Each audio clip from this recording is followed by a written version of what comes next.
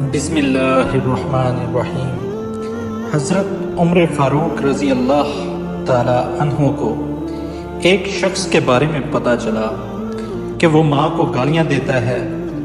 آپ نے اس شخص کو بلوایا اور حکم دیا کہ پانی سے بھری ہوئی مشک لائی جائے۔ پھر وہ مشک اس کے پیٹ پر خوب کس کر بندھوا دی اور اس کو کہا کہ اسے اسی مشق کے ساتھ چلنا پھرنا بھی ہے اور کھانا پینا بھی ہے اور سونا جاگنا بھی ہے۔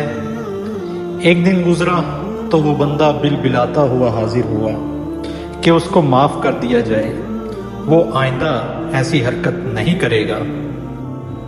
آپ رضی اللہ عنہ نے پانی آدھا کر دیا مگر مشق بدستور اس کے پیٹ پر بندھی رہنے دی۔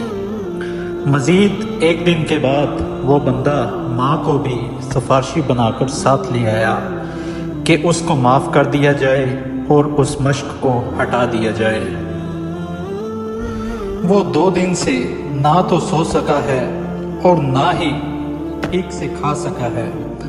آپ نے اس کی ماں کی طرف اشارہ کر کے فرمایا کہ اس نے تجھے پیٹ کے باہر نہیں بلکہ پیٹ کے اندر اتنے ہی وزن کے ساتھ 9 ماہ اٹھا کر رکھا ہے۔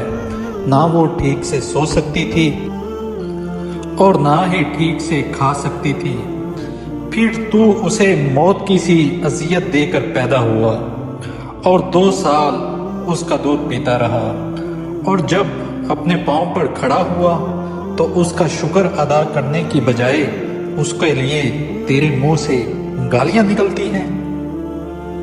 اگر آئندہ یہ شکایت موصول ہوئی تو تجھے نشان عبرت بنا دوں گا۔